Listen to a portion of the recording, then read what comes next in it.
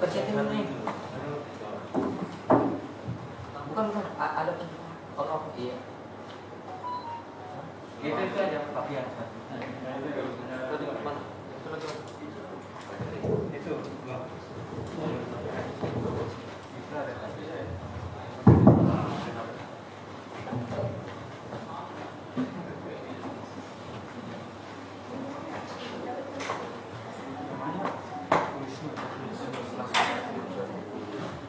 Terima kasih. Bismillahirrahmanirrahim. Assalamualaikum warahmatullahi wabarakatuh. Waalaikumsalam warahmatullahi wabarakatuh.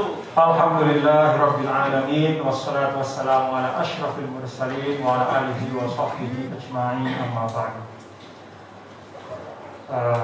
Selamat malam dan semoga Allah Subhanahu wa taala memberi kita kesehatan dan keafiatan, khususnya kepada adik-adik semua, para kader himpunan mahasiswa Islam yang bersama dengan saya di ruangan ini. Mudah-mudahan selama di NTB yang dari luar daerah ya, mudah-mudahan mendapat kesan yang baik, lebih matang lagi menjadi kader HMI dan lebih kontributif ya untuk kemajuan Indonesia yang kita cintai insyaallah pada masa-masa yang akan datang. Alhamdulillah. Terima kasih saya sampaikan setelah puji syukur kepada Allah Subhanahu wa taala. Saya sampaikan terima kasih kepada moderator yang tadi membaca CV saya. Dari mana? Dari cabang Yogyakarta. Oh, Jogja. Alhamdulillah. Dan sebelah kanan Batu Nusa ya. Alhamdulillah sahibul baik. Dan teman-teman panitia yang mengundang saya untuk sharing pada malam hari ini. Saya baca di undangan, ini adalah latihan kader tingkat 3 ya, tingkat lanjut. Artinya yang hadir di sini insya Allah sudah paham dari A sampai Z-nya tentang HMI, elan vitalnya, filosofinya, visinya, dan dinamikanya, serta apa yang diharapkan dari HMI oleh umat dan juga oleh bangsa. Tema pada malam hari ini populisme Islam. Adik-adik, saya mulai dari katakanlah refleksi saya pribadi terhadap satu artikel yang ditulis oleh seorang profesor asal Turki di Harvard, namanya Mustafa Akyol. Beliau juga menulis beberapa buku, yang salah satu bukunya memang saya miliki sudah agak lama, diterjemahkan oleh penerbit Mizan dengan judul Islam Tanpa Ekstremisme. Mustafa Akyol dalam sebuah artikel menulis tentang fenomena ateisme di Turki. Fenomena ateisme di Turki. Ada cukup banyak ilustrasi dalam tulisan itu. Di antaranya seorang mahasiswa masih berjilbab datang kepada profesornya dan menangis, lalu menceritakan bahwa di keluarganya itu sudah ada 3 macam orang dari sisi keyakinan. Ada yang masih muslim, ada yang tidak muslim tapi masih teisme, masih percaya kepada Tuhan tapi sudah tidak Islam, dan juga ada yang ateis. Yang berjilbab ini mengatakan kepada profesornya bahwa saya termasuk yang ketiga. Dia keluar dari Islam dan menjadi ateis. Mustafa Akyol kemudian membentangkan beberapa faktor berangkat dari hasil survei di Turki yang menurut saya cukup menarik. Kalau kita baca ya, dimuat di situ. Tahun 2018 itu ateis di Turki 1%. Lalu 2018 dalam 10 tahun dia berlipat menjadi 3 kali lipat. Pertumbuhannya 300%, dari 1% menjadi 3%. Orang yang tidak percaya Tuhan, bukan tidak percaya agama lagi, bukan tidak percaya Islam lagi, tidak percaya Tuhan. Apa yang menarik? Rentang waktu survei itu adalah saat yang sama ketika partai politik Islam memegang tampuk kepemimpinan di Turki. Pada saat AKP itu berkuasa, dan sampai sekarang masih berkuasa, itu terjadi ternyata di kalangan anak-anak muda Turki. Kampus-kampus, soal bahasa kita kelompok milenial, bahkan lebih dari yang milenial juga, itu sudah lintas usia. Itu ternyata terjadi proses, kalau bahasa politiknya mungkin deislamisasi. Bukan hanya deislamisasi, deagamaisasi. 3 kali lipat jumlah orang yang tidak percaya Tuhan. Kalau bahasa kita yang jadi anggota PKI kira-kira kayak gitu. Pada saat partai politik Islam itu memegang tampuk kekuasaan, dan bahkan pada saat ada kampanye masif bagaimana populisme Islam di Turki yang dikanalisasi menjadi satu kekuatan politik luar biasa, lalu kemudian memimpin negara, itu kemudian diglorifikasi sebagai wujud dari neo-Ottoman. Dan terus terang, mohon maaf adik-adik, banyak juga kita, anak-anak muda kita mengidolakan Erdogan lebih daripada tokoh-tokoh bangsa yang ada. Mengidolakan Turki lebih daripada bangsanya sendiri. Teman-teman, adik-adik, itu yang punya medsos bisa lihat. Nah, tapi di balik itu ternyata populisme Islam ala Turki, itu ternyata tidak menyebabkan Islam lebih kokoh lagi di tengah masyarakat Turki. Jadi survei ini membuktikan bahwa tidak ada satu hubungan organik antara tren populisme Islam yang menaik dengan semakin naiknya kekuatan umat. Kan kalau kita bicara kekuatan umat, itu kita mulai dari fondasi yang paling dasar. Bisa nggak sih kita pertahankan keimanan dari yang ada? Sebagai seorang Muslim, ini kokoh nggak iman? Kalau kemudian terjadi arus, kalau kita namanya hijrah kan di sini, hijrahnya di sini kan bagus. Tapi di Turki itu sebaliknya, ada peningkatan 3 kali lipat orang yang tidak beragama pada saat kekuatan politik Islam memimpin negara. Nah, ketika masuk lebih dalam, dicoba ditelaah, apa sih kok bisa terjadi seperti ini? Kan mestinya kalau kita bicara tentang, katakanlah kita pakai frame strukturalisme misalnya, atau kita bicara satu dari 2 pendekatan di dalam dakwah. Satu pendekatan itu di dalam dakwah itu adalah mulai dari individu. Pendekatan yang lain adalah membangun sistem. Kenapa pendekatan yang kedua ini sering menjadi favorit? Lalu kemudian orang mengatakan bahwa dengan negara Islam selesailah semua urusan kita. Yang kenyang jadi, yang lapar jadi kenyang, yang sehat, yang sakit jadi sehat, dan seterusnya.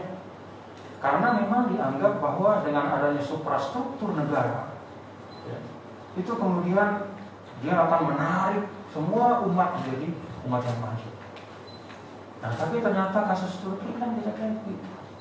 Minimal dari sisi jumlah umat Islam yang ternyata tidak semakin kuat komitmen keislamannya, secara kuantitatif juga banyak yang beralih menjadi ateis. Kenapa? Ketika ditelaah lebih dalam, salah satu sebabnya adalah karena wacana atau narasi keislaman yang tumbuh, marak dan berkembang di era populisme Islam ala AKP dan Erdogan adalah narasi yang didominasi oleh politik dan kekuasaan. Jadi ada sampai tingkat tertentu, kalau bahasa kita anak-anak muda Turki itu ketika simbol-simbol Islam yang hadir di ruang publik itu gontok-gontokan demi kekuasaan saja. Semuanya mengatasnamakan populisme Islam. Dan kalau kita bicara tentang populisme kan ide dasarnya adalah mengartikulasikan kepentingan people, populi, rakyat. People dalam Islam sama dengan umat. Artinya mau mengatakan kepentingan umat, ini untuk umat, kan itu populisme. Secara paling mendasar ya. Walaupun kemudian bisa saja berkembang variannya dalam bentuk yang banal ketika praktek politik yang ada terjadi, itu beralih populisme Islam dari mengartikulasikan kepentingan umat menjadi mengartikulasikan demagogi, sosok-sosok tertentu ya, untuk kepentingan. Jadi ketika dia bicara tentang kepentingan umat, maksudnya adalah kepentingan dia. Jadi dia personifikasi umat pada dirinya. Nah itu juga suatu penyakit terus terang ya, ketika kita memperkecil Islam hanya pada figur, bahkan hanya pada gerakan tertentu, hanya pada organisasi, hanya pada gagasan, karena Islam jauh lebih besar dari itu semua.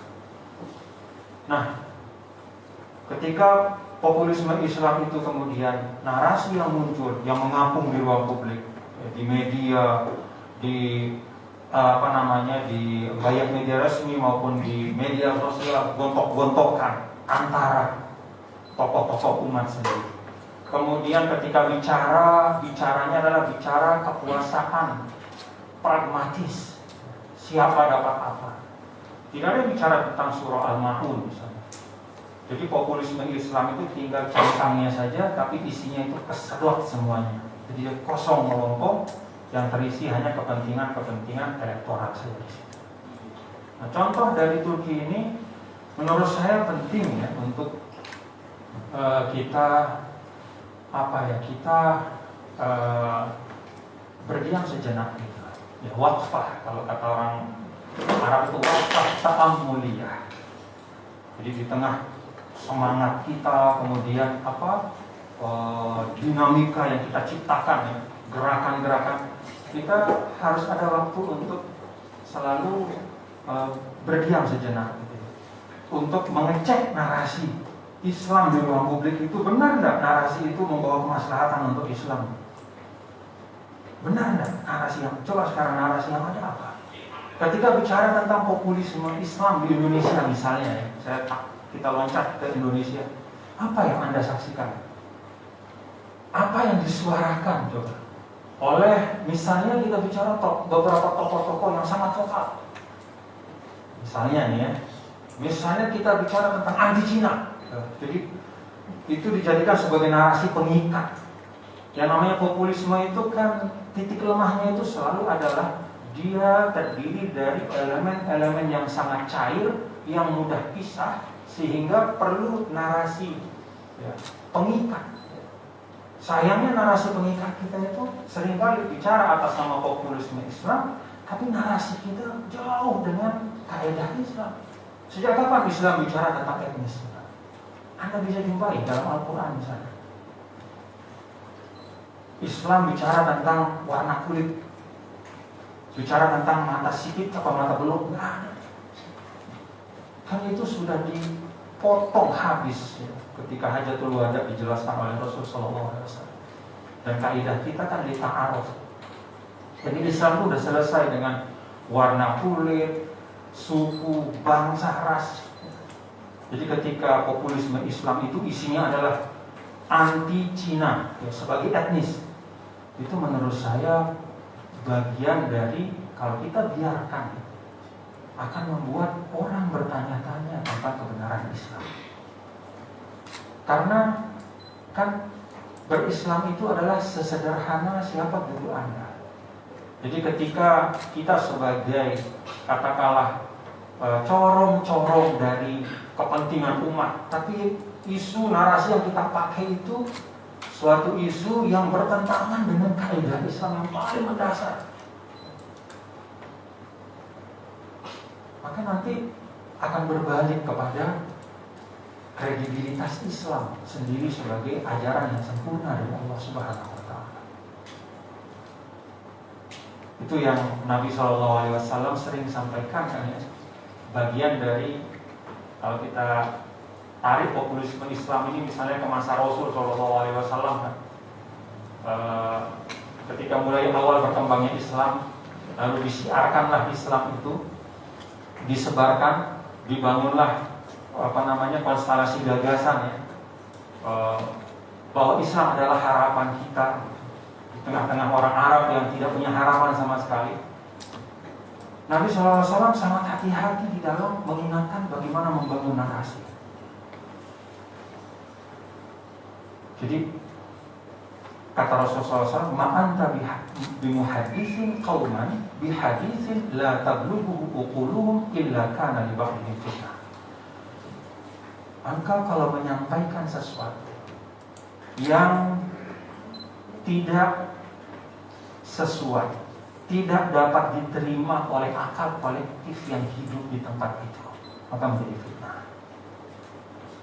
Nah, karena itu ketika bicara populisme Islam, saya lebih tertarik kepada apa sih narasi yang kita bisa isi di populisme. Karena populisme Islam itu kan kategorinya netral menurut saya. Ya populisme Islam ya bisa baik bisa buruk. Jadi populisme Islam dalam arti menyuarakan kepentingan umat. Baik itu kemudian dia bertentangan secara diametral dengan elit. Ketika elit itu berbuat misalnya kebijakan-kebijakan atau menjalankan praktik pemerintahan yang tidak sesuai dengan ajaran Islam, ataukah kemudian atau dia tidak bertentangan secara diametral ya, tapi memang mengartikulasikan, memperkuat kepentingan umat. Nah, ketika memperkuat kepentingan umat ini kemudian diisi dengan narasi yang baik, apa sih narasi yang kita perlukan sekarang? Ya menurut saya terlalu banyak data-data yang menunjukkan bahwa ketidakberdayaan ekonomi kita sebagai umat itu satu masalah pokok yang melahirkan ketidakberdayaan yang lain. Kan kalau kita baca bukunya Jeffrey Winters, kapan oligarki itu bisa berdamai dengan demokrasi? Ya, ketika kelompok mayoritas memiliki ketidakberdayaan ekonomi. Itu terjadi di kita. Jadi ketika populisme Islam itu tidak dikawal isinya, narasinya, teman-teman HM ini cuek aja misalnya, nggak peduli, yang penting atas nama umat bela Islam. Kok untuk menurunkan ya, atau menuntut ya, seorang yang namanya Ahok misalnya, kita bisa umat ini bisa mengumpulkan sumber daya lah katakan, membangun sentimen kolektif ya, terlepas dari setuju atau tidak setuju, tapi ini terjadi, itu bagian dari populisme. Tapi kenapa ketika bicara tentang membangun satu leverage ekonomi misalnya, tidak pernah ada kesepakatan, tidak pernah ada kesepakatan. Nah, itu menurut saya yang penting. Dalam pandangan saya, populisme Islam itu kategori yang netral. Dia bisa manfaat, bisa mudarat. Contoh dia mudarat ketika corong-corongnya diisi oleh para avanturir politik yang menunggangi gelombang populisme Islam itu tanpa ada track record keumatan dan keislaman yang jelas. Lalu celakanya kita ikut dalam gendang dan iramanya, lalu setelah itu selesai saja. Tapi ketika populisme Islam itu dikawal dengan baik, salah satunya misalnya populisme Islam itu sehat ketika dia berada di ruang konstitusional misalnya, satu contoh. Nah, populisme Islam dalam arti aspirasi agar kepentingan umat itu bisa terwadahi ya, di dalam katakanlah rule kita bernegara. Bagaimana terwadahi dalam undang-undang misalnya. Dulu puluhan tahun, satu contoh case, pesantren itu tidak diakui sebagai subsistem di dalam pendidikan nasional kita. Maka kemudian populisme Islam mendorong ya, melalui partai-partai yang ada, termasuk oleh alumni-alumni HMI yang ada di DPR. Lalu kemudian lahirlah undang-undang sistem pendidikan nasional, di mana pendidikan keagamaan itu diakui sama. Pesantren itu sudah menjadi bagian yang tidak terpisahkan. Lalu populisme Islam semakin menguat lagi, didorong lagi, kemudian lahir undang-undang pesantren. Itu menurut saya, itulah populisme Islam dalam negara demokrasi kita, yang kemudian menghasilkan output ya, outcome-nya kita lihat ke depan, output yang nyata ya, yaitu regulasi dengan seluruh keberpihakan, karena filsafat dari undang-undang adalah di setiap ayat itu ada uang atau anggarannya. Jadi ketika Anda bisa memasukkan satu ayat ya, di dalam undang-undang, itu pasti akan ada ikutan dalam budgeting policy-nya. Nah, jadi ketika ada undang-undang pesantren, jangan dibaca sebagai ayat per ayat, tapi itu artinya apa? Negara akan mengalokasikan sumber daya untuk pendidikan Islam. Nah, populisme Islam dalam bentuk seperti itu bagus. Ada juga populisme Islam dalam bentuk apa? Objektifikasi hukum-hukum Islam misalnya. Contoh, kita negara dengan regulasi keuangan Islam paling lengkap di dunia. Semua kita punya undang-undang perbankan syariah, asuransi syariah, kemudian sukuk atau obligasi syariah, kemudian undang-undang wakaf, undang-undang semuanya lah. Itu kan objektifikasi. Arti objektifikasi adalah satu norma yang datang dari Islam masuk dalam proses politik yang formal, ya, kemudian disepakati secara substansial ya, dengan proses ya, pemungutan suara dan seterusnya di parlemen menjadi satu produk hukum positif. Nah, itu Pak Yusril biasanya panjang lebar menjelaskan. Nah, ketika populisme Islam bisa berbentuk seperti itu satu hal yang baik. Tapi ketika populisme Islam isinya adalah demagogi, ujaran kebencian, ya, kemudian politik elektoral transaksional, menurut saya tidak mustahil. Pada saat sekarang kita melihat orang rame-rame menghampiri Islam sebagai oase, ketika mereka melihat wacana tentang keislaman itu hanya tentang kekuasaan ya, dan konflik, mereka akan menjauh seperti halnya di Turki. Nah, karena itu menurut saya relevansi dari teman-teman ya, kader-kader utama HMI adalah Anda punya kewajiban. Kewajiban, saya katakan kewajiban bukan pilihan ya, tapi kewajiban. Karena ketika Anda di HMI kan Anda dengan sengaja mempersiapkan diri Anda menjadi kader Himpunan Mahasiswa Islam. Anda orang-orang yang beriman dengan nilai-nilai Islam. Anda orang-orang yang punya faith, yakin ya, bahwa pesan-pesan Islam itu adalah pesan terbaik untuk kehidupan. Maka kewajiban Anda semua ya teman-teman, dimanapun Anda berada, adalah mengawal populisme Islam, agar narasi yang ada itu memang koheren dengan kepentingan umat.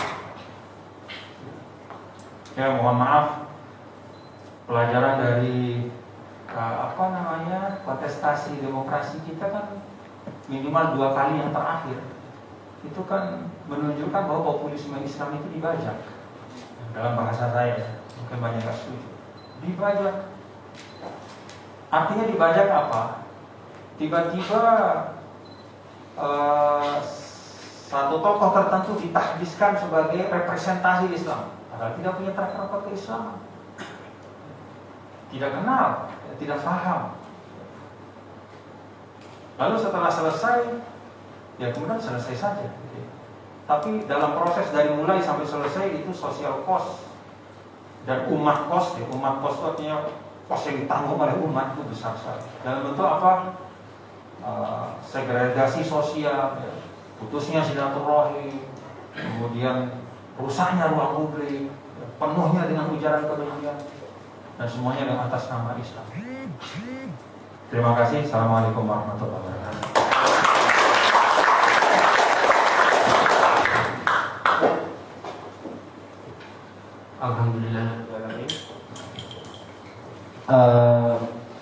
Alhamdulillah tadi sudah dipaparkan bagaimana populisme Islam antara kemajuan atau kemunduran. Di sini saya mencatat poin penting, begitu kan, kalau kata beliau, yaitu bagaimana populisme Islam ini berdiri di tengah-tengah, bisa menjadi sebuah kemajuan bagi umat Islam atau kemunduran.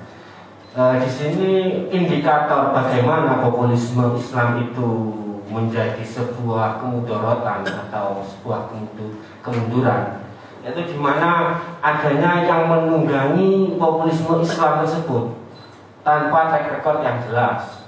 Lalu jika itu menjadi sebuah kemajuan, yaitu di mana populisme Islam ini dikawal di dalam ruang publik dengan secara konstitusional, penuh regulasi.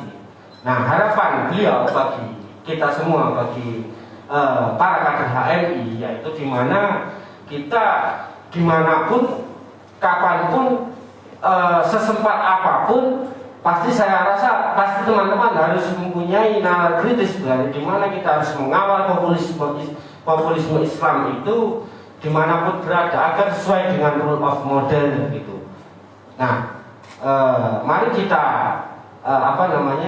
kita kupas tuntas bagaimana populisme Islam itu bisa menjadi sebuah kemajuan untuk kita, untuk umat Islam di Indonesia utamanya. Jadi mungkin saya akan memberikan sesi tanya jawab begini. Mungkin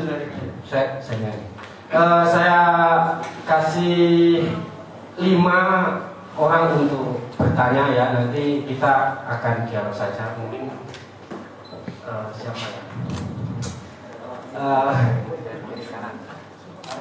Kenapa dari sana dulu, Pak Makmun, terus yang belum Bang Ali, terus Bang Arif, sudah 3 orang ya. Bang Gifari sama satunya ya Tuhan lah satu, sama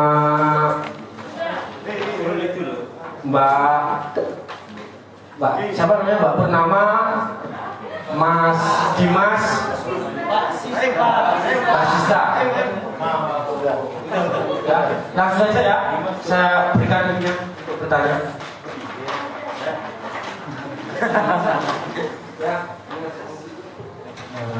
Terima kasih atas waktunya Mas Moderator, dan terima kasih juga atas apa yang disampaikan oleh Bapak Tuan Guru Bajang, guru besar kita, Guru Nahdlatul Wathon kita di Lombok. Mengingat materi yang diperkenalkan, nama saya Makmun Imron dari HMI Cabang Bangkalan Madura, dan alhamdulillah setelah hampir sudah melalui fase 7 hari atau 1 minggu saya di Lombok, ternyata saya berpikir dan berangan-angan Lombok dengan Madura ini tidak ada bedanya. Kenapa sedemikian? Kultur masyarakatnya sangat luar biasa menjaga kearifan lokal, bagaimana mereka mampu tetap menjaga kultur religiusnya yang sangat luar biasa. Jika berbicara Madura, Bangkalan, ada guru besar pendiri Nahdlatul Ulama, guru dari Kiai Haji Hasyim Asy'ari, yaitu yang dikenal dengan Syekhuna Khalil. Maka ketika berbicara Lombok, Nusa Tenggara Barat, maka ada yang namanya Nahdlatul Ulama. Yang kami tanyakan sekaligus sharing begini Pak, populisme. Banyak narasi-narasi, definisi-definisi yang menjelaskan tentang populisme. Namun hasil dari pencarian saya pribadi, populisme menurut KBBI atau Kamus Besar Bahasa Indonesia adalah paham yang mengakui dan menjunjung tinggi hak, kearifan dan keutamaan rakyat kecil. Tapi yang saya angkat ini sebetulnya tidak ada hubungan dengan populisme Islam seperti yang Bapak jelaskan dengan narasi-narasi cerita Turki, Erdogan dan lain sebagainya. Namun ada satu hal fenomena yang ingin saya tanyakan, karena mengingat Bapak ini adalah seorang mantan gubernur yang terpilih dan menjabat selama 2 periode di Nusa Tenggara Barat. Kita berbicara Qawaidatul Fiqhiyah itu menceritakan dan menjelaskan bahkan menegaskan tasarruful imami ala ra'iyah manutun bil maslahah. Maka kebijakan-kebijakan yang dilakukan oleh seorang imam harus berlandaskan terhadap kemaslahatan rakyatnya, bukan lagi yang lain. Maka ini juga berbicara populisme. Jangan-jangan apakah mungkin ada narasi-narasi populisme dalam adanya mega proyek 10 dan 5 bagian dari super prioritas di Indonesia ini yang masuk dalam program percepatan pembangunan kawasan wisata sirkuit MotoGP yang ada di Lombok. Jangan-jangan dan tidak menutup kemungkinan ada populisme atas nama rakyat, atas nama kemaslahatan, atas nama kemakmuran, atas nama kesejahteraan rakyat Lombok, tapi yang merasakan adalah investor asing dan asing. Ini bukan lagi berbicara membangun Lombok, tapi membangun di Lombok. Narasi ini yang sempat kita pernah lakukan di Madura. Sekedar informasi, di Madura itu terbangun jembatan yang diresmikan oleh Presiden Susilo Bambang Yudhoyono pada tahun 2009. Dan pengelola dari jembatan Suramadu ini adalah namanya BPWS, Badan Pengembangan Wilayah Suramadu. Namun setelah ditetapkannya oleh Presiden Jokowi Perpres nomor 80 tahun 2019 tentang percepatan pembangunan Gerbang Kertasusilo yang akan menjadikan daerah industri kedua setelah Jabodetabek ke Banten, yaitu meliputi Surabaya, Mojokerto, Sidoarjo, Bangkalan, Gresik dan lainnya. Apa yang dilakukan oleh masyarakat Bangkalan? Akhirnya dengan ketetapan dari Komisi 5 DPR RI yang kemudian berafiliasi dengan Menteri PUPR, akhirnya BPWS dibubarkan, tidak lagi menjadi lembaga independen. Mengapa demikian? Karena bagi masyarakat Madura, ketimpangan pembangunan hanya dirasakan oleh orang-orang yang berada di sekitar Surabaya, tapi orang-orang yang berada di sekitar Suramadu yang terletak Desa Labeng, Kecamatan Labeng, bukan ganti untung melainkan ganti rugi yang sangat luar biasa. Ada pondok pesantren yang tergusur, ada rumah yang kemudian juga tergusur, dan itu ganti rugi yang mereka dapat, bukan ganti untung.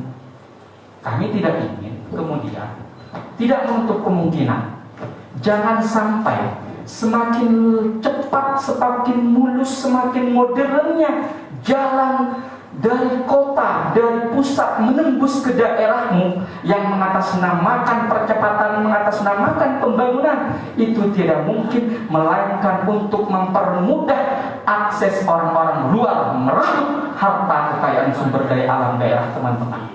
Itu jangan sampai kemudian itu terjadi. Jangan kemudian narasi-narasi atas nama ini kemudian diibaratkan seperti ombak yang merindukan pantai. Setelah ombak bertemu dengan pantai, hilang dengan sendirinya. Oke, mungkin yang akan kami sampaikan, kurang lebih mohon maaf. Wassalamualaikum warahmatullahi wabarakatuh. Untuk selanjutnya kepada Mas Dimas. Oke, assalamualaikum warahmatullahi wabarakatuh. Waalaikumsalam. Saya Surya Dimas dari Jagora, Sulsel Bar. Jadi begini Bang, saya sebenarnya baru tahu yang kayak gini. Bilang TGB juga saya baru tahu sekitar 1 minggu yang lalu. Nah, mungkin itu agak kolot ya bagi saya. Mungkin saya tidak terlalu mendalam jauh tahu dan tentang persoalan NTB dan lainnya. Saya juga baru pertama kali ke sini. Selanjutnya saya tertarik di pembahasan narasumber tadi yang persoalan populisme Islam itu membutuhkan narasi pemersatu. Dan setelah saya analisa, bukankah ini sebagai sektarian atau intrik yang diciptakan Islam menjadi Islam fanatik begitu? Itu mungkin pikiran kotor saya ya Pak, mungkin bisa diluruskan. Itu bukankah penciptaan sektarian dari Islam itu sendiri? Padahal kita ini plural. Itu yang pertama. Yang kedua, pertanyaan saya, apa pandangan Bapak terkait Islam simbolik? Terkait Islam simbolik itu saja. Mungkin hanya itu pertanyaan saya. Sekian dan terima kasih. Assalamualaikum warahmatullahi wabarakatuh. Waalaikumsalam. Langsung ya. Ya, Bismillahirrahmanirrahim. Terima kasih moderator yang terhormat, Bapak materi. Dalam hal ini saya sebutkan namanya Muhammad Zainal Majdi, dan yang kami hormati Ketua Banko Himpunan Mahasiswa Islam Nusa Tenggara, dan yang saya banggakan peserta Forum Intermediate Training atau latihan kader 3. Advanced Training latihan kader 3 Himpunan Mahasiswa Islam. Nah, di sini berbicara masalah populisme, saya langsung saja Pak. Maka kita dihadapkan pada pertanyaan siapa tokoh dan bagaimana perannya dalam merumuskan kebijakan terhadap kepemimpinan rakyat atau kepentingan rakyat itu sendiri. Kemudian mengutip mohon maaf, perkenalkan Kakanda, nama saya Sri Wesista, dipanggil Sista, dari Himpunan Mahasiswa Islam Cabang Palu, Badan Koordinasi Sulawesi Tengah. Tolong jangan cepat-cepat ya Pak. Oh siap, baik, terima kasih moderator sudah diingatkan. Baik Pak, saya lanjut. Jadi mengutip apa yang dibilang Bang Makmun tadi, bahwa menurut Kamus Besar Bahasa Indonesia bahwa populisme itu diartikan sebagai paham yang mengakui dan menjunjung tinggi hak kearifan dan keutamaan rakyat kecil. Nah, dari populisme tersebut dapat ditarik dua aspek penting ketika mengkaji tentang populisme. Pertama, fokus kepada orangnya atau pribadi orang tersebut, dan juga kedaulatan yang melihat pada dirinya. Kemudian yang kedua, yaitu aspek pertentangan yang dia sebut sebagai antagonisme antara pribadi orang tersebut dengan struktur kuasa yang berada di luar dirinya, seperti elit demokrasi dan lain-lain. Nah, saya langsung saja ke pertanyaan saya, Kakanda. Bagaimana politik populisme dipraktikkan dalam pola kepemimpinan Kakanda, sebagaimana yang diketahui bahwa Kakanda merupakan mantan Gubernur Nusa Tenggara Barat periode 2018 sampai 2013 dan 2013 sampai 2018.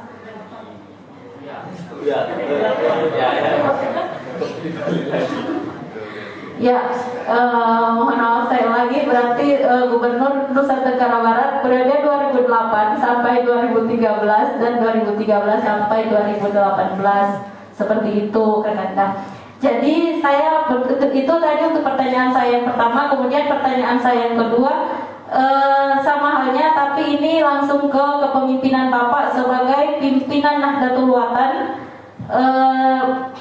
Ya, sebagai pimpinan Nahdlatul Ulama itu sendiri, apa peranannya dalam kapasitas politik populisme yang dipraktikkan dalam pola kepemimpinan Bapak itu sendiri?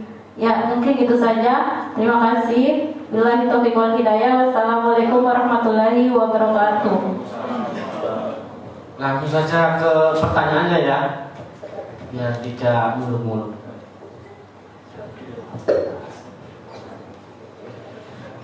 Ya, baik, terima kasih moderator. Bismillahirrahmanirrahim. Assalamualaikum warahmatullahi wabarakatuh. Waalaikumsalam. Saya Ali Permadi dari Kota Bumi, Lampung. Ya, menarik tadi Bapak Gubernur Abang Tuan Guru Bajang ini sangat cerdas menyusun narasi, saya pikir.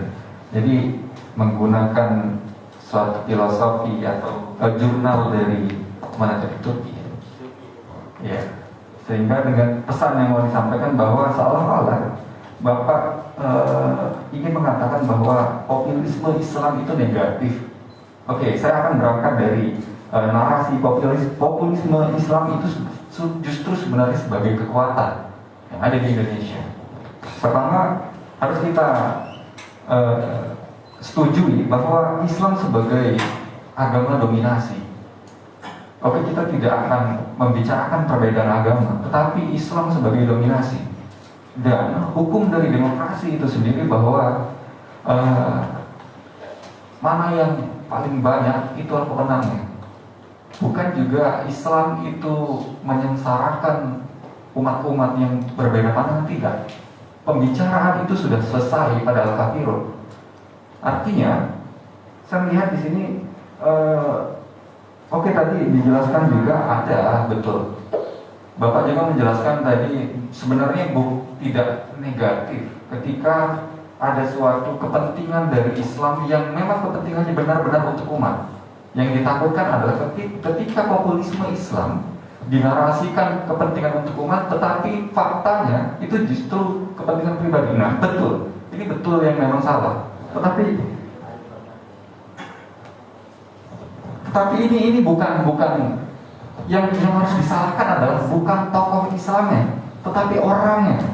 Islam tidak pernah mengajarkan untuk hal-hal yang seperti itu. Saya pikir itu bang, kenapa? Karena di HMI ini bang, di HMI menjunjung tinggi ada dua nilai yang menjadi tujuan HMI. Yang pertama itu nilai-nilai keindonesiaan, dan yang kedua nilai-nilai keislaman. Artinya ketika ada keislaman yang sedang dicarut-marutkan oleh orang yang ingin merusak Islam, maka HMI akan berdiri garda paling depan. Begitupun ketika ada yang mengacak-acak Indonesia. Sekira itu. Oke, satu lagi bang. Yang menarik hari ini adalah negara hari ini seolah-olah memang menyudutkan Islam, sehingga trust masyarakat terhadap negara untuk mengatakan bahwa di Islam hari ini dia takut. Belum lama di Bandar Lampung itu ada kejadian yang cukup mencekam, ada penusukan Syekh Ali Jaber. Barangkali kita semua tahu di sini. Oke, kami sebagai kader himpunan pada saat itu sangat merasa tentu sedih, dan kami mencoba untuk bersama dalam hal ini mencoba memberikan kepercayaan kepada polisi pada saat itu untuk mengungkap siapa sebenarnya dalang. Itu pelakunya sudah ditangkap, sudah ketahuan tuh pelakunya.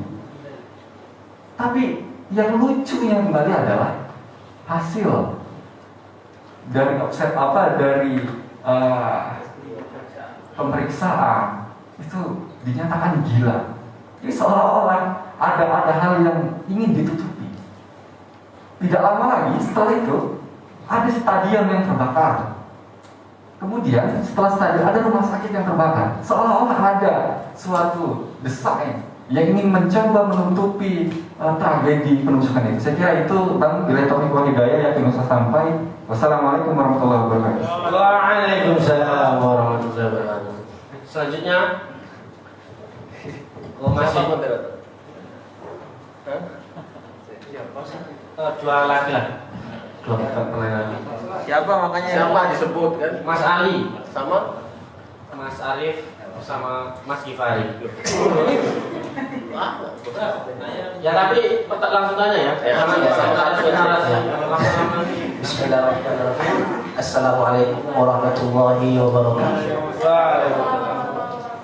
Mas Ali. Alhamdulillahirabbil alamin. Allahumma shalli ala sayyidina Muhammad. Allahumma sholli. Saya sangat bangga sekali pada malam hari ini saya bisa langsung bertemu dengan Tuan Guru. Mohon izin sampai nawa atona, karena selama ini saya melihat di YouTube saya, di televisi. Alhamdulillah kali ini kita bersama bertatap muka. Tapi jauh lebih enak sekali dan indah dipandang ketika masker Tuan Guru dibuka. Kira-kira begitu. Kalaupun tidak keberatan. Karena guru saya itu mengajarkan ke saya siapa saja yang ingin siapa saja yang memandang muka ulama maka seperti memandang baginda Rasulullah SAW. Subhanallah. Baiklah, Tuan Guru mohon izin jika salah mohon diluruskan. Dari Izinkan kenalkan saya Muhammad Ali dari Kalimantan Barat, tepatnya di Kabupaten Mempawah. Pada tahun 2018, anak-anak milenial di Kabupaten Mempawah itu sempat masuk dalam grup TBG RI 1. Dan saya pada waktu itu masuk juga TGP. Sorry. Astagfirullah. TGP RI 1. Jadi pada saat itu kawan-kawan sudah bersemangat, kawan-kawan yang saya pikir yang berada di garis keras keislamannya. Nah, kemudian masuk di era ke-18 akhir, kemudian ada konflik politik identitas, dan inilah yang menjadikan kawan-kawan berpaling diri. Artinya pada waktu itu Tuan Guru popularitasnya sangat menurun sekali karena ada isu-isu tentang populisme Islam ini. Dari gambaran yang telah dipaparkan oleh Tuan Guru tadi, saya mengutip ada dua poin Tuan Guru ketika membagi populasi Islam itu sendiri. Yang pertama adalah populasi Islam positif, dan yang kedua adalah populasi Islam populisme negatif. Apa itu populisme Islam yang positif? Ketika gerakan dan gagasan umat Islam lebih ke arah yang tepat sasaran, lebih ke arah kepada item regulasi, lebih ke arah item hukum, dan lebih ke arah item kebangkitan ekonomi. Saya pikir Tuan Guru tadi mengotakkannya seperti itu. Kemudian populisme yang Islam yang negatif, Tuan Guru tadi menitikberatkan terhadap ujaran kebencian, radikalisme, yang selama ini kita kenal dengan gerakan-gerakan Islam garis keras, kemudian gerakan Islam yang berjubah putih misalkan.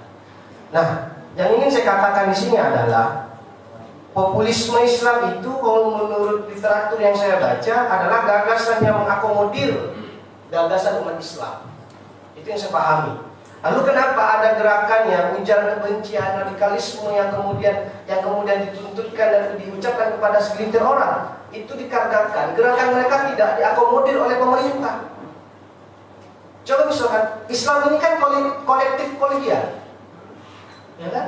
Artinya musyawarah yang diutamakan. Lalu kenapa ulama yang dikatakan garis keras dan garis lembut misalkan? Sekarang ini Tuan Guru ada istilah ulama negeri dan ulama swasta. Karena ada istilah sertifikasi kan? Nah, apakah ini populisme Islam? Nah, inilah harusnya kita counter dan kita selesaikan sampai di forum ini. Begitu. Pertanyaannya Mas. Pertanyaan saya, atau hanya sharing? Ya, ini ada pertanyaan ya Mas. Sebenarnya lanjut sedikit ya. Terakhir nih, lanjut narasi saya. Nah, kenapa sekarang ada gerakan orang yang betul-betul mencinta HRS? Saya pikir begini, kenapa HRS itu sangat dicintai oleh umat Islam, ya kan? Karena HRS telah berhasil menjaga integritas beliau sebagai ulama karismatik. Maka populasi beliau terus meningkat dan selalu dicintai dan dirindukan oleh masyarakat Indonesia. Khususnya saya merindukan orasi-orasi beliau yang membantai terus istana itu. Tapi sekarang alhamdulillah nggak ada sudah, dan kita sudah sepertinya tidak ada gerak arah tujuan gerak yang sangat objektif melihat dan menilai dan mengkritis pemerintah. Dan pertanyaan saya,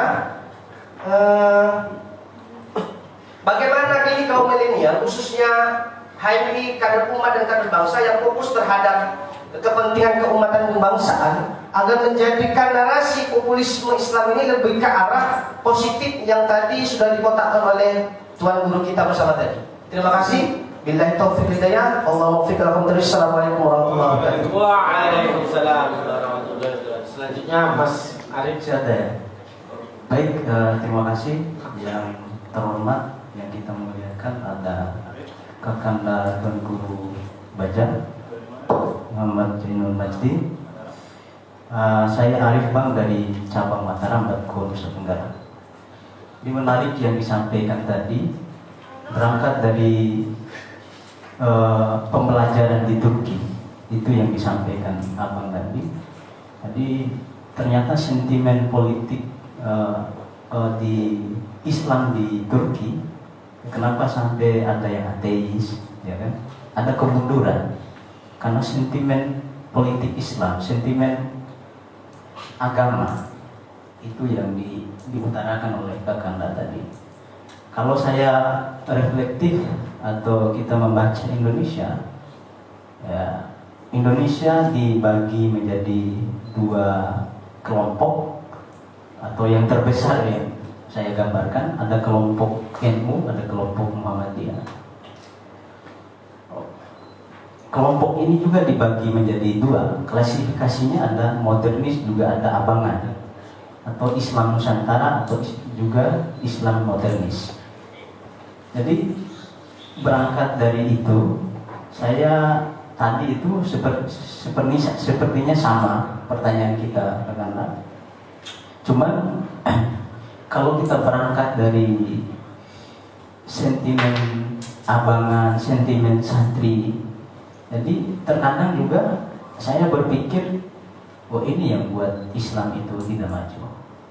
Ya, di abad 21 ini cita-cita Islam itu menjadi ideologi bangsa, ya, juga mundur. Harapan kita itu menjadi pesimis. Maksudnya pesimisme bangsa itu hadir ketika Islam itu bergontok-gontokan.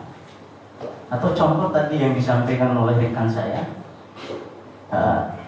kasus ada Islam radikal, lalu itu dibubarkan. Contoh seperti HTI atau FPI. Nah itu terjadi di Indonesia.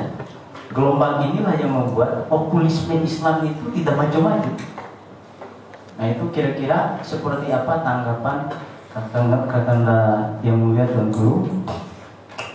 Yang kedua, saya ingin berangkat dari realitas, anggaplah di NTB, Kakanda. Jadi terkadang juga kita tidak satu memandang Islam ini. Ada yang kelompok A, padahal satu sebelumnya kan, ada yang memecahkan diri. Lalu memandang itu seperti apa gitu? Ya, terjadi gontok-gontokan di internal. Ini realitas kita, sehingga penyebab Islam menjadi negara menjadi bangsa kita ini menjadi bangsa Muslim terbesar, itu menjadi harapan yang pesimis gitu kira-kira. Saya pikir itu yang menjadi pertanyaan saya, Tuan Guru. Billahi taufiq wal hidayah. Wassalamualaikum warahmatullahi wabarakatuh. Ya, terakhir Mas Giwari. Assalamualaikum warahmatullahi wabarakatuh. Izinkan saya nama saya nggak Fatumi, sebagian dari iman ini saya minta, soalnya udah basah ini. Semangat teman-teman. Izin yang terhormat Tuan Guru, saya lebih Gifari dari Sukoharjo, dekat sama Asalam, ketemu 2019. Tuan Guru, ya Asalam Solo. Saya tidak mau berdebat terlalu lama di persoalan tafsiran populisme, karena memang ada irisan problem kebangsaan yang harus kita tindak lanjuti hari ini, yaitu di poin narasi, bahwa disampaikan kita sudah sepakat bahwa ada narasi besar ketidakberdayaan ekonomi umat hari ini. Lalu ini direspon seperti apa? Yang diajukan, tesis yang diajukan oleh Tuan Guru tadi adalah bagaimana ini objektifikasi ataupun ada di ruang konstitusional. Sedangkan hari ini bisa kita lihat ruang konstitusional ini ada tabir besar di sana. Contoh ada orang hebat, contoh di Komisi 3 ada Tobas di sana, lahir dari LBH dan lain. Tapi dipasang di atas itu unsur pimpinan Komisi 3 dan Nasdem ada Saroni. Berat akhirnya. Tobas teriak di belakang, Saroni belum di dalam. Di Gerindra ada Habibur Rahman di bawah yang teriak. Dipasang Dasmon di usus pimpinan. Yang akhirnya kita pesimis dalam ruang itu. Di Proglenas undang-undang masyarakat adat ini berperiode diperjuangkan, tidak pernah masuk. RUU PKS tidak masuk juga. Yang akhirnya pesimis kita. Lalu pertanyaannya, kalau bahasa kita paling tingkat struktural paling bawah di komisariat di HMI, apa nunggu rakyat mati dulu baru kita bergerak? Ketika ruang konstitusional ini tidak ada dengan kondisi negara hari ini, pertanyaannya, bagaimana di mata Tuan Guru, udah stadium berapa kasih problem keumatan dan kebangsaan hari ini? Itu yang pertama. Yang kedua, jalan apa yang harus ditempuh? Kenapa kita perlu pertanyakan itu? Mungkin Tuan Guru udah melakukan jalan itu, cuma kurang terpublikasi. Kita ikuti IG tapi hanya foto-foto formalitas di sini. Tidak ada gerakan-gerakan apa setelah gagal, bukan gagal, nggak tahu kita tidak maju di Pilpres itu. Padahal harapan umat Islam di tanah Jawa pun itu udah welcome pada saat itu. Dan kita optimis. Mungkin itu Tuan Guru. Assalamualaikum warahmatullahi wabarakatuh. Terima kasih. Jadi tadi ada beberapa pertanyaan Tuan Guru. Saya coba bacakan satu persatunya. Dari Makmun Imron. Makmun Imron ini salah satu tokoh muda di Bangkalan, Tuan Guru. Jadi pertanyaannya ini terkait populisme itu dalam arti KBBI menurut beliau kebijakan yang berlandaskan kepada hak dan kepentingan rakyat. Namun di sini adanya anomali atau mungkin anomali itu seperti hal-hal yang mungkin kurang relevan menurut beliau gitu. Jadi pertanyaannya terkait lagi pembangunan di MotoGP Mandalika seperti itu, mungkin Tuan bisa langsung kan. Saya buka masker lah. Buka masker. Terima kasih. Apa saya jawab langsung ini yang kolektif. Udah malam nih, udah jam 10. Baik, terima kasih.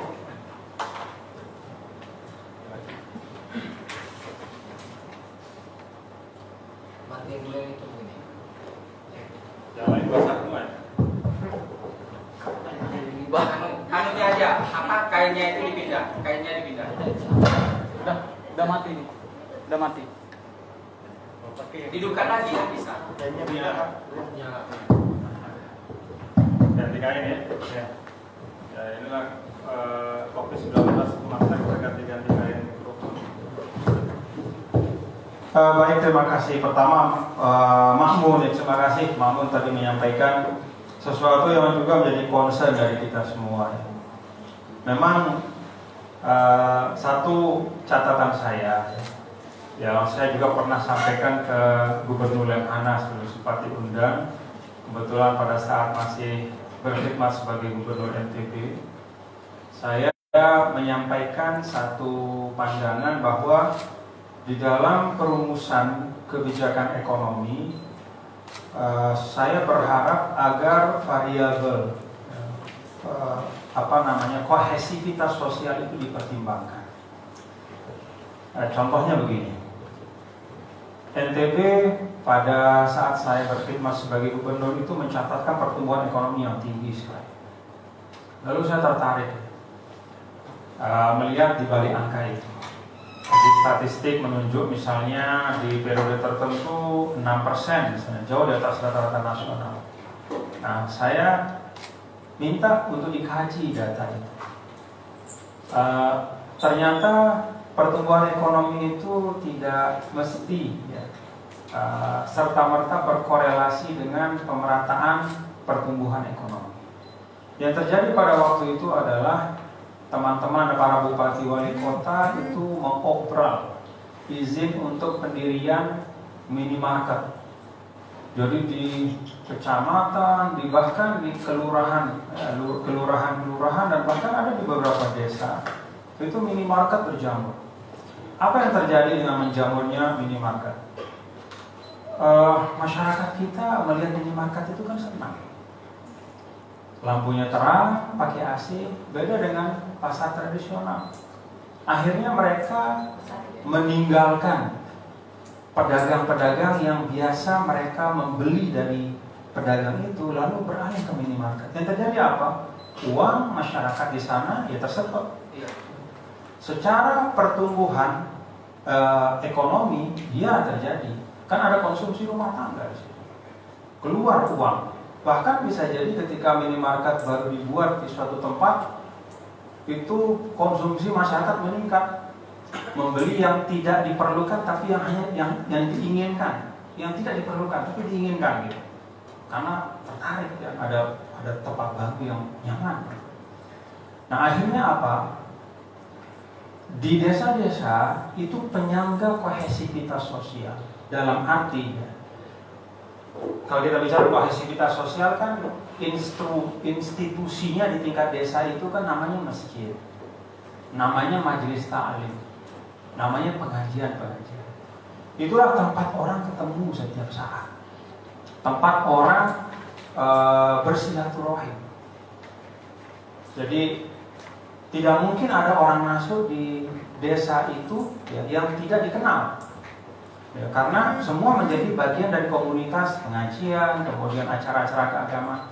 Itulah institusi sosial yang berperan menjaga kohesivitas sosial. Siapa donaturnya? Yang mendanai pengajian, yang menjadi donatur sekolah dan madrasah, yang menjadi donatur masjid, ya para pedagang di tingkat desa. Ketika minimarket itu kemudian menjamur, ya, lalu kemudian sumber daya keuangan itu terserap ke situ, lalu dikirim entah kemana, mungkin ke pemiliknya di Jakarta atau di mana, kan para pedagang itu mati akhirnya. Kalau sudah mereka mati, jangankan untuk menjadi donatur dari katakanlah institusi sosial yang ada, untuk hidup itu kan susah. Akhirnya apa? Mulailah masuk paham-paham yang aneh-aneh. Orang sudah tidak saling peduli karena momen untuk mereka bersama berjumpa itu sudah nggak ada. Nah akhirnya apa? Liberalisasi kebijakan ekonomi itu tidak hanya sekedar memiskinkan. Dalam pandangan saya, liberalisasi kebijakan ekonomi secara membabi buta itu tidak hanya memiskinkan kelompok yang paling rentan, tidak hanya menyebabkan tersedotnya sumber daya dari daerah-daerah ke Jakarta, tapi lebih dari itu dia merusak simpul-simpul kohesivitas sosial. Jadi itu saya sampaikan pada waktu itu. Saya kasih argumentasi dari kasus yang ada di NTB. Karena itu saya minta, coba deh Pak, bisa nggak sih di dalam perumusan kebijakan, misalnya ketika akan dibuka jalan tol ya, dari titik A ke titik B, apakah sudah dihitung eksternalitasnya dari sisi berapa banyak dia akan mempengaruhi pertumbuhan ekonomi yang dinikmati oleh rakyat kecil. Lalu kemudian apakah dia akan berpengaruh positif terhadap kohesivitas sosial yang ada di daerah. Jadi dihitungnya bukan hanya dari sisi akan mengurangi biaya distribusi atau logistik. Kan sering begitu. Kenapa dibuat infrastruktur ini untuk mengurangi biaya logistik supaya kita bisa bersaing. Kan judulnya selalu begitu. Tapi dihitung enggak kepentingan yang langsung menyentuh terbawah. Jadi ini memang concern kita ya Pak Mahmud. Dan karena itu yang disampaikan oleh beliau tadi ya saya setuju ya bahwa jargon pembangunan atas nama populisme, bukan populisme Islam saja, populisme secara mutlak. Dalam arti untuk kepentingan rakyat itu harus diuji ya secara detail. Karena kan asyaiton fit tafasil kan, setan itu kan di detail tepat. Jadi narasi besarnya iya, tapi detailnya ternyata kan tidak memperkuat tapi melemahkan misalnya. Jadi itu satu, menurut saya bukan pertanyaan tapi itu suatu pengingat ya dari saudara Makmun, Adinda Makmun yang mengaca dari kasus di Madura ya. Harapan supaya tidak terjadi di NTB. Ya, nanti saya akan sampaikan ke Pak Gubernur ya, Pak Zul ya, Bandar. Izin boleh menanggapi Pak? Boleh apa kan? Boleh. Oh, boleh. Biar maksudnya lebih interaktif. Maksudnya begini Pak, jika memang sudah ada ini studi-studinya itu oke Pak. Dan saya secara pribadi pun kagum dan salut. Dan kita sama-sama tahu bahwasanya beliau Tuan Guru Bajang ini ketika menjabat sebagai gubernur adalah salah satu dari beberapa tokoh atau pemimpin kepala daerah yang memiliki kebijakan ekonomi daerah yang menolak adanya dibangunnya pasar modern seperti Alfamart dan Barat, walaupun tetap bocor di beberapa kepala daerah yang berada di bawahnya, baik itu kabupaten atau kota. Mengingat demikian, sebetulnya berbicara modernitas gitu Pak. Mohon maaf, ini kita bicara perspektif kepemimpinan saja. Dilemanya begini Pak. Oke lah, ketika kita berbicara seperti yang Bapak sampaikan, ketika dulu ada orang-orang di masjid yang menyuplai tetangga begini begitu, oke. Tapi ketika masuknya pasar modern, masuknya pembangunan yang luar biasa, apalagi itu di bawah naungan BUMN dan bank-bank, ada JSR, Corporate Social Responsibility. Tapi ini juga enggak efektif. Kalau mengaca pada Bangkalan ini, Pak, traumatis Pak. Mohon maaf ya, saya sampaikan. Di Bangkalan itu bioskop nggak ada. Kalau ada bioskop di demo sama santri. Tapi uniknya apa? Orang yang bekerja di Bangkalan mendapatkan UMK hasil kerja di Bangkalan. Orang yang bekerja mendapatkan upah baik ASN ataupun swasta yang berada di Bangkalan. Mereka menghabiskan uangnya di Surabaya dengan hiburan-hiburannya, bioskop dan ini itunya. Siklus mata uang seperti enggak ini gitu. Dapatnya uang di Bangkalan, menghabiskan uangnya di Surabaya. Tapi kalau mau bangun di Bangkalan, repot dengan inilah itulah. Jangan lantas kemudian nanti orang NTB ini pun karena tidak adanya modernitas, tidak adanya pasar modern, orang TGB malah orang NTB malah mencari hiburan di Bali. Jadi siklus uangnya kan nggak berputar di tempat, sehingga PAD ini hanya akan didapat oleh dana penerbangan APBD provinsi, bukan lagi PAD yang hasil didapat dari hasil perputaran perjuangan yang kemudian larinya pada APBD kabupaten ataupun provinsi. Kemudian begini Pak, apa itu? Konkret saja ya Pak. Ya, konkretnya begini Pak. Satu hal gitu yang kami inginkan mungkin untuk ke depan, jangan lagi citra Nahdlatul Wathon dengan kemudian adanya sirkuit yang nantinya akan ada orang dari berbagai macam dunia datang ke sini dengan you can see dengan penampilan yang terbuka akan merusak citra cikal bakal generasi penerus NTB. NTB ini terdengar dengan religiositasnya. Ini juga mungkin perlu dipertimbangkan daripada aspek ekonomi. Aspek bahayanya generasi muda kita yang dulunya nggak tahu melihat tulis secara langsung telanjang, sekarang malah diumbar-umbar begitu dengan adanya sirkuit. Mungkin begitu Pak. Terima kasih Pak. Baik, terima kasih tausiahnya Syekh Ma'mun. Terima kasih. Jadi Indah Ma'mun ya. Saya bukan anti pasar modern atau minimarket, cuman kan perlu ditata. Jadi tidak bisa kalau Anda meletakkan ada warung ibu-ibu tua, warungnya lampunya 5 watt, tiba-tiba dikasih izin di sebelahnya misalnya minimarket, kan mati pasti. Itu hukum tidak perlu kita sekolah tinggi-tinggi lah, orang pasti masuk ke yang terang pakai AC kemudian segala macam. Jadi menurut saya harus ada keberpihakan. Intinya sebenarnya situ. Jadi dihitung resiko atau dampak kohesivitas sosial. Karena dari kohesivitas sosial itu kan muncul ekstremisme segala macam kan. Nah itu jadi jangan kita bicara di ujung, kita marah-marah ribut, tapi kita mengkondisikan dan memfasilitasi itu terjadi gitu, dengan kebijakan-kebijakan yang ada. Terima kasih. Yang kedua, Dimas ya, populisme itu apakah bukan bentuk sektarianisme? Itu yang saya katakan tadi. Kalau populisme dalam arti artikulasi kepentingan umat itu kan suatu yang baik.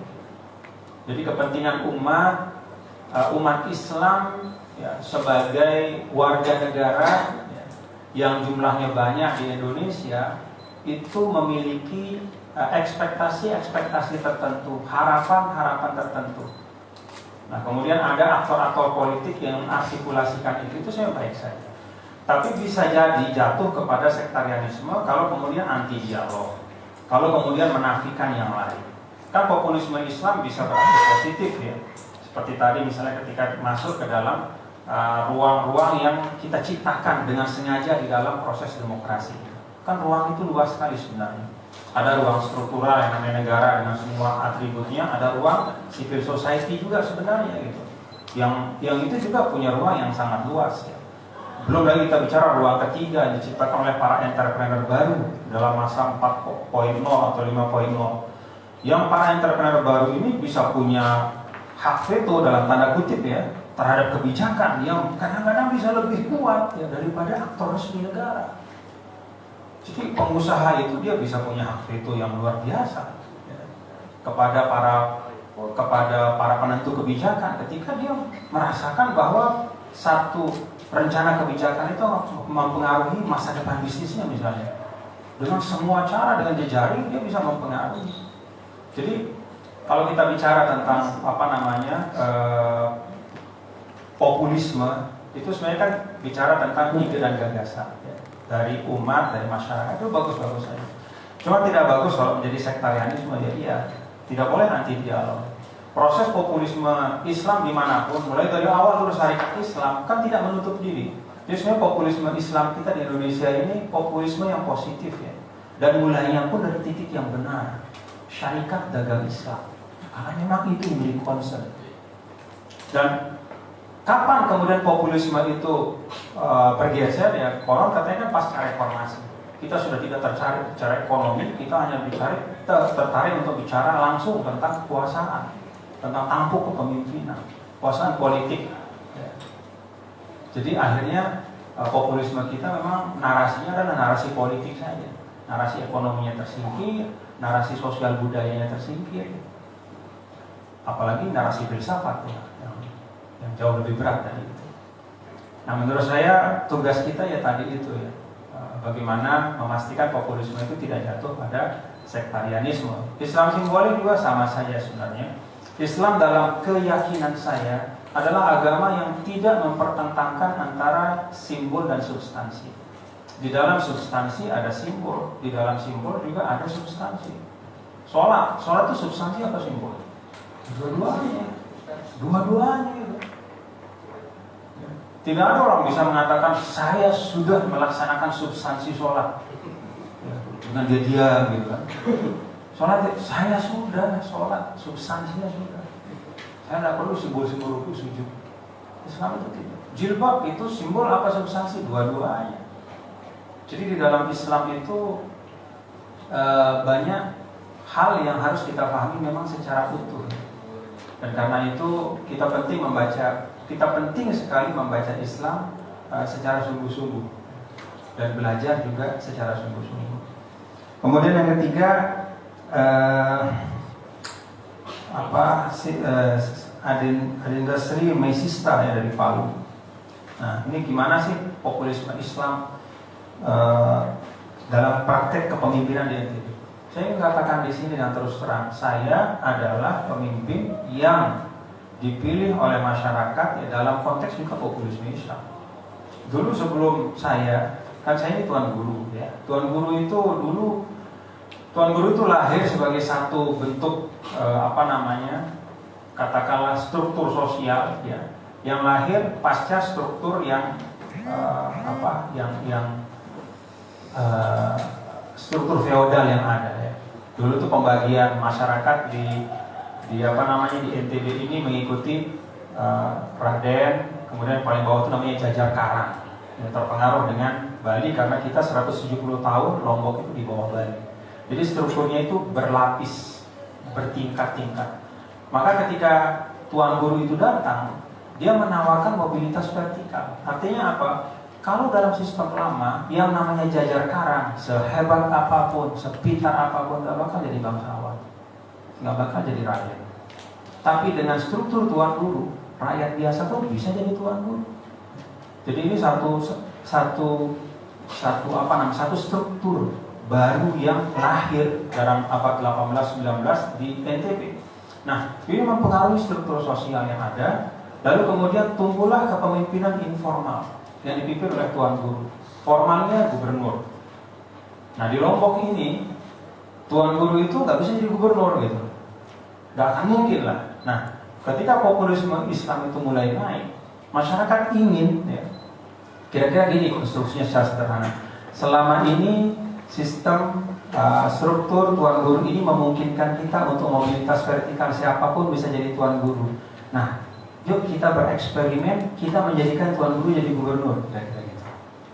Maka itu akan membuka possibilities ya, kemungkinan yang selama ini tidak pernah dibayangkan.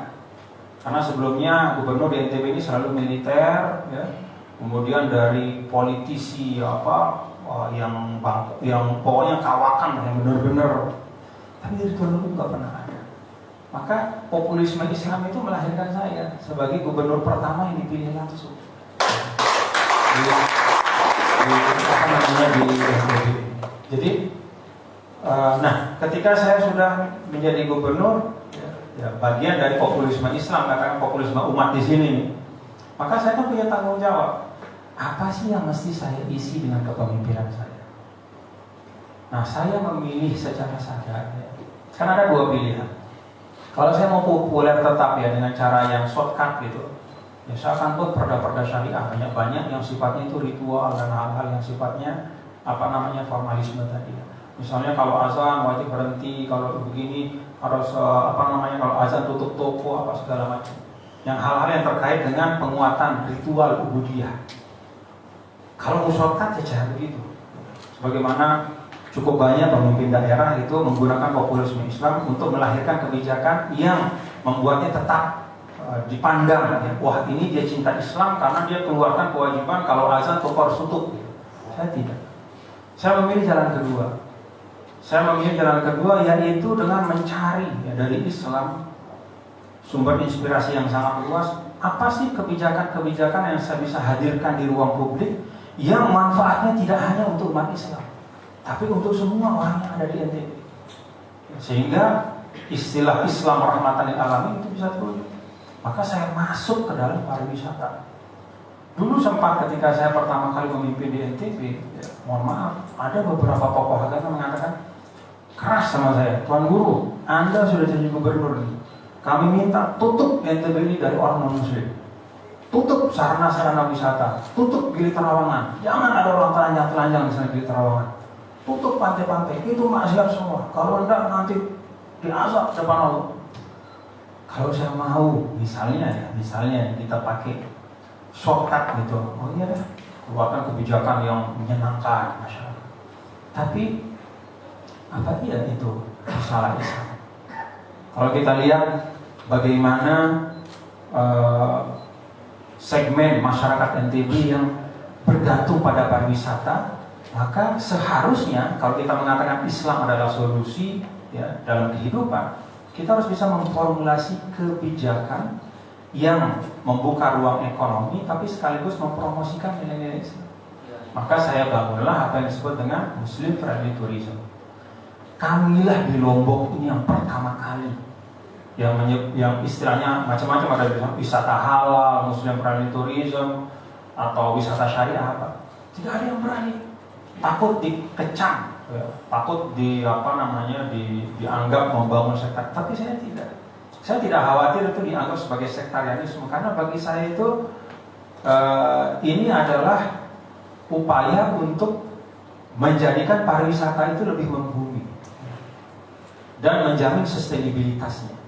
Kan beda kalau misalnya penduduk suatu daerah melihat pariwisata itu sesuai dengan dengan nilai-nilai yang dia yakini, kan dia akan menjaganya, dia tidak akan resisten. Itu bagian dari sustainabilitas sesuatu adalah Anda harus pastikan sesuatu yang Anda kerjakan itu selaras dengan kearifan sistem nilai yang berlaku dan hidup di daerah itu. Jadi saya pilih ke wisata Muslim Friendly Tourism. Kita lakukan sertifikasi segala macam. Datanglah pemilik restoran, teman-teman dari Tiongkok.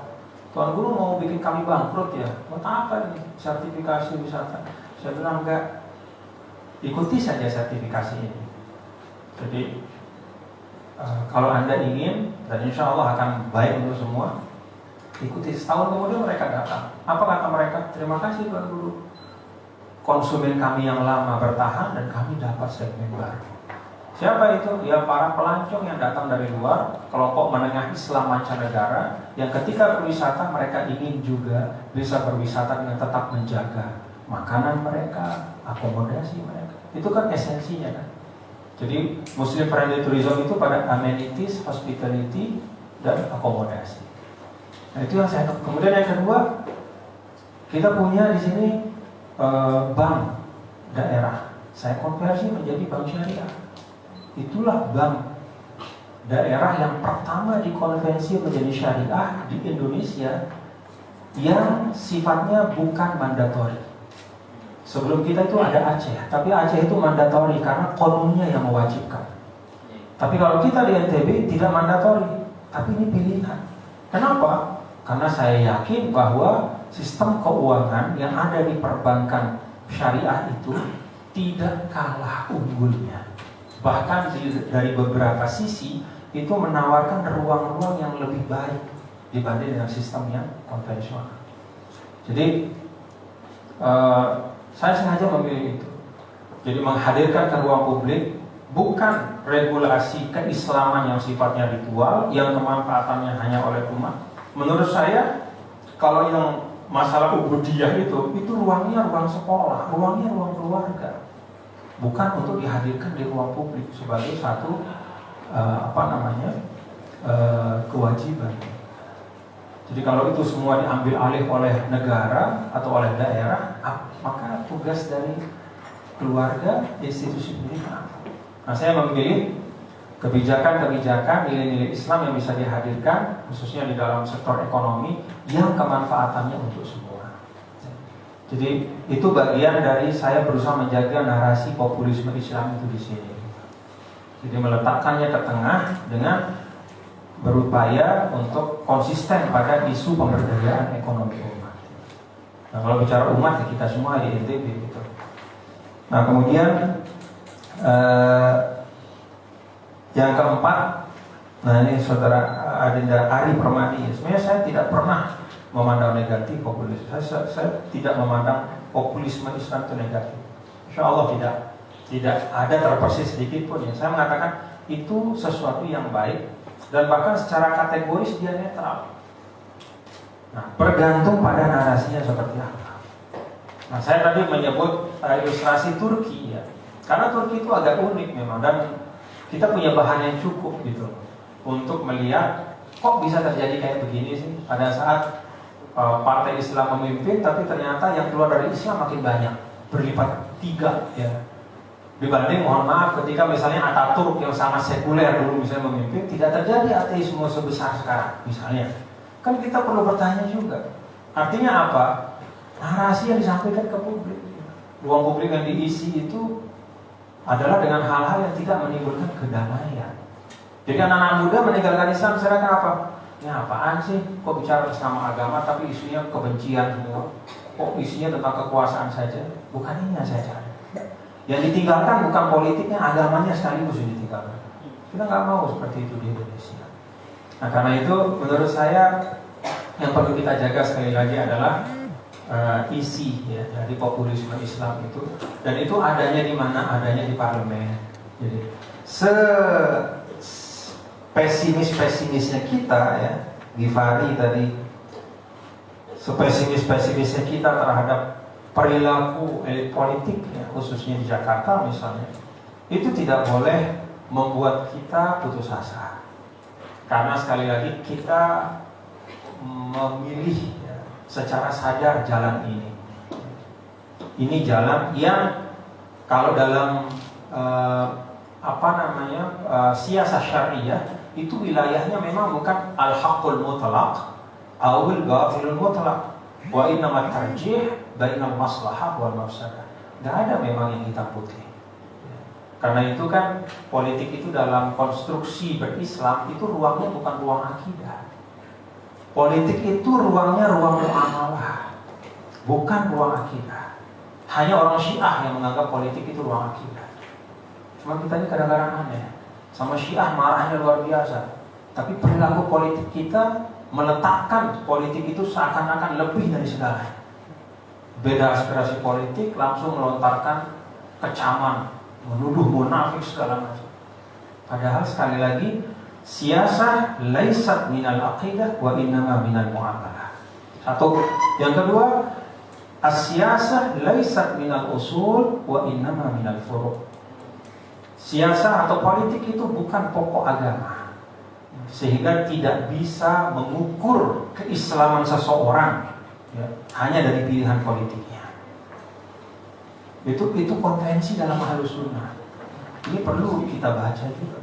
Ya mohon maaf, kadang-kadang kan kita bicara atas nama Islam, ya, bicara tentang politik Islam, tapi kita nggak tahu kotak politik itu dalam Islam kayak apa sih. Kadang-kadang kita letakkan dia di akidah, padahal yang namanya akidah itu kan sawabit, hal yang nggak bisa berubah. Politik sangat dinamis. Jadi politik itu dalam muamalah. Karena dia berada dalam ruang muamalah, maka dimungkinkan ijtihad politik yang beragam. Ya mohon maaf, dalam ritual ibadah saja. Ini kan ada 3 tingkatan nih: akidah, ibadah, ritual, maksudnya muamalah. Dalam ritual ibadah saja ada bagian-bagian yang ditoleransi untuk kita bedakan. Adik-adik kalau sholat pergi ke Masjidil Haram, itu sholat lihat orang kan ada 4 posisi tangan. Ada yang posisi tangannya di atas nih. Nah, itu berarti dia mazhab Hambali di atas. Bismillahirrahmanirrahim. Ada yang posisi tangannya begini nih. Ini mazhab Syafi'i. Seperti saya misalnya, kita mazhab Syafi'i bahasa Indonesia. Ada yang di bawah pusar itu mazhab Hanafi. Ya. Hambali, Syafi'i, Hanafi. Ada yang lepas tangannya, itu Maliki. Jadi kalau Masjidil Haram itu jangan kita marah, Allahu Akbar. Jangan tangannya orang diangkat, Pak, sedekap dong. Ya, Maliki itu. Atau Allahu Akbar gitu kan. Turunin dikit Pak, nggak bisa begitu. Itu dalam ranah ritual. Ada bagian-bagian yang bahkan ditolerir. Kok dalam muamalah dan bagian kecil dari muamalah itu namanya siasah atau politik, kok kita tidak bisa menampakkan wajah Islam untuk saling berlapang dada? Makanya saya sebenarnya orang yang tidak terlalu mementingkan istilah umat Islam harus punya satu partai, enggak mesti kok. Yang penting narasinya satu. Umat Islam harus punya organisasi satu, enggak usah lah. Masuk kemana-mana seperti Nabi Yakub kan. Ya bunayya dkhulu min abwabin mutafarriqah. Anak-anakku, cari Yusuf, masuklah dari pintu-pintu yang berbeda. Jadi keragaman jalan itu kadang adalah keharusan dan keniscayaan. Termasuk untuk Indonesia yang plural seperti ini. Jadi itu yang saya ingin sampaikan ya, bahwa tugas kita untuk mengawal populisme Islam, ya, populisme Islam akan jadi kekuatan seperti kata Adinda Ali Permadi ketika kita bisa menjaga narasinya. Tapi mohon maaf, populisme Islam bisa jadi kelemahan, bahkan kelemahan untuk Indonesia. Kapan itu terjadi? Ketika narasi yang berkembang atas nama Islam itu diametral dengan posisi-posisi utama ya, dalam kita berbangsa. Saya sebut saja misalnya ide khilafah. Ada yang membela Hizbut Tahrir, ya saya nggak bisa salahin juga. Tapi saya kebetulan orang yang bisa bahasa Arab, jadi saya mengakses bahan-bahan sumber-sumber primer dari Hizbut Tahrir itu ya langsung dari tulisan mereka. Jadi saya tahu yang dia mau itu apa. Yang dia mau itu hilangnya negara bangsa. Jadi segala macam demokrasi dan turunannya. Apa turunan demokrasi? Parlemen, negara bangsa, nation state seperti Indonesia ini turunan demokrasi dalam hal itu yajibu mahbuha, harus dihapus. Itu jelas. Tapi kita kan kadang-kadang bicara tanpa kejelasan. Nah, ketika diangkat ide khilafah, artinya apa? Kita meminta supaya Indonesia ini bubar. Kita bubarin Indonesia. Padahal dalam Islam semua ulama sepakat bahwa bentuk itu adalah ijtihadiyah. Bentuk negara itu ijtihadiyah. Itu adalah rumusan sesuai dengan ruang dan waktu. Jadi pada masa dulu kesepakatannya khilafah, ya itulah ruang dan waktu saat itu. Keputusan kita sekarang karena negara kita seperti ini adalah negara kesatuan, negara bangsa yang namanya Indonesia. Inilah kesepakatan kita. Mana yang lebih valid, khilafah atau NKRI? Ya, sama validnya. Jadi jangan mengatakan bahwa NKRI ini tidak valid, yang benar untuk Islam khilafah enggak, sama. Dan karena kita sudah sepakat NKRI jadi kesepakatan amanah kita, maka yang lain itu batal. Nah, pertanyaannya kemudian ada yang mengatakan, tapi kan di fikih-fikih itu kan yang dibahas tentang khilafah. Kenapa? Ya iya, fikih itu kan yusawwirul waqi'. Dia mendeskripsi fakta. Faktanya pada waktu itu pemimpinnya namanya khalifah, maka itulah yang diatur regulasinya dalam fikih. Kalau dulu pemimpinnya itu namanya presiden, maka regulasinya juga namanya rais, kepresidenan. Jadi kita tidak bisa melepaskan ya teks-teks dalam fikih itu dari ruang dan waktu. Jadi dia mendeskripsi praktek politik yang ada dan berusaha mengaturnya supaya sesuai dengan prinsip Islam. Jadi itu sangat kontraproduktif. Kita ramai bicara khilafah terus menerus, lalu kemudian menimbulkan friksi di antara kita, membuat saling curiga. Kemudian kita abai terhadap agenda-agenda yang sesungguhnya. Kita lupa bahwa HTI itu pusatnya di London. Jadi sesuatu yang ya mohon maaf ya, kalau kita bicara Ahmadiyah juga pusatnya di London. Dan kalau kita bicara tentang mastermind dari pembelahan Arab pasca Perang Dunia Pertama dan pada saat melemahnya Al-Utsmaniyah Ottoman itu kan Inggris. Jadi otaknya, biangnya intelijen untuk memecah belah negara-negara dan umat, ya memang mereka. Kenapa kok gerakan-gerakan sempalan yang kayak begitu markasnya di sana? Wallahu a'lam. Saya nggak tahu lah. Nah kemudian ini contoh ya dari populisme Islam mengangkat narasi yang kontraproduktif, gitu. Sangat kontraproduktif dengan hajat. Ya. Terakhir, perpecahan internal dia memang terjadi dan kita sedang berikhtiar mudah-mudahan untuk bisa membaik kembali. Intinya begini untuk Gifari terakhir. Indonesia, kalau kita hanya di Indonesia, potretnya kelam. Tapi kalau Anda keliling ke bagian-bagian lain dunia Islam, Indonesia itu bercahaya. Jadi saya kebetulan dikaruniakan kesempatan untuk datang ke hampir semua negara-negara Islam, baik ketika saya sudah di Kairo dulu ataupun setelahnya. Berislam yang paling leluasa di dunia ini hanya di Indonesia.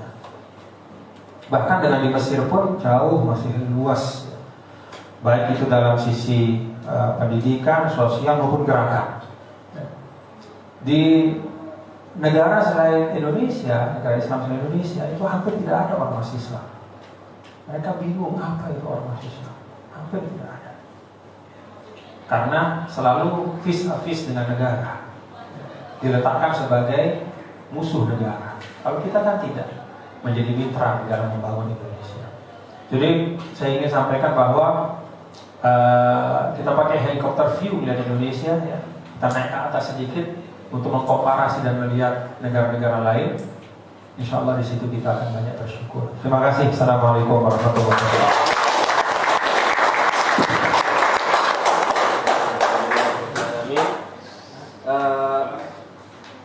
Alhamdulillahirrahmanirrahim. Ya tadi yang dipaparkan mungkin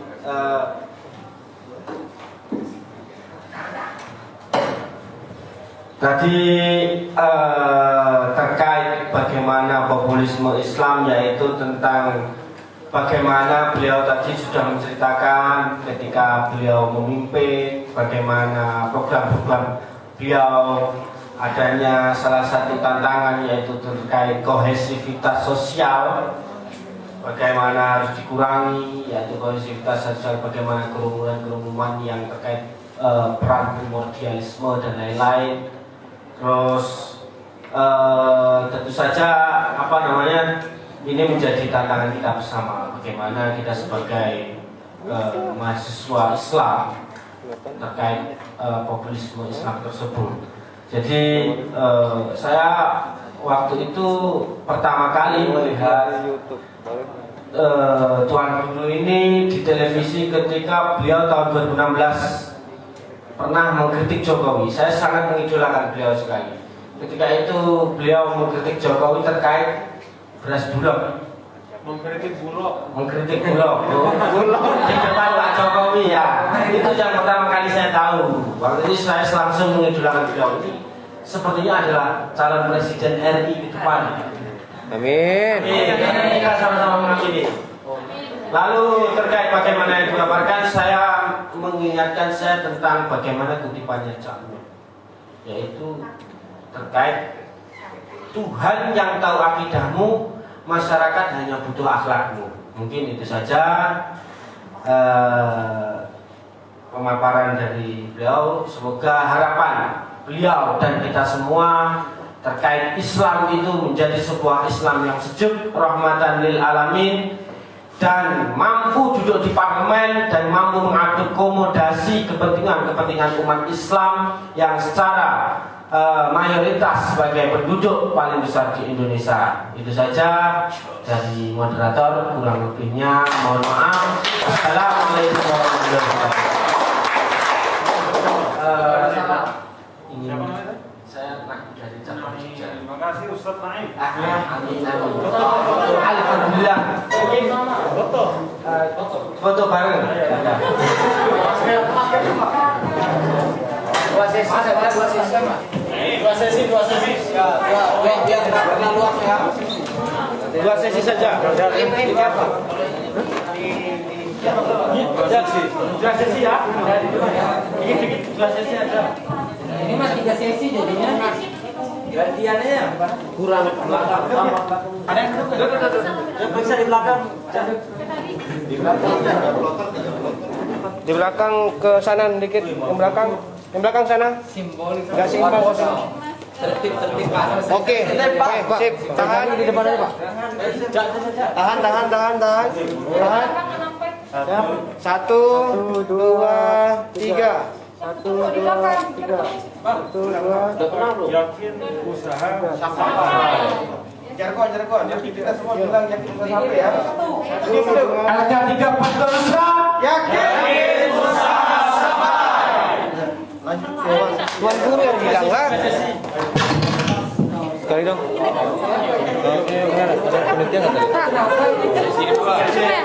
Udah foto.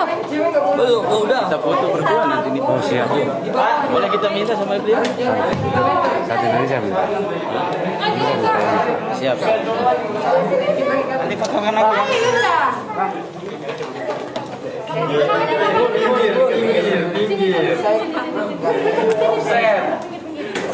Yakin usaha.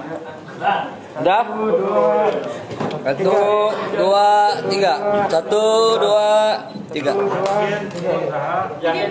Oke, 1. Ya, buat. LK3 Barko Nusra. LK3 Barko Nusra. Yakin usaha sampai. Boleh.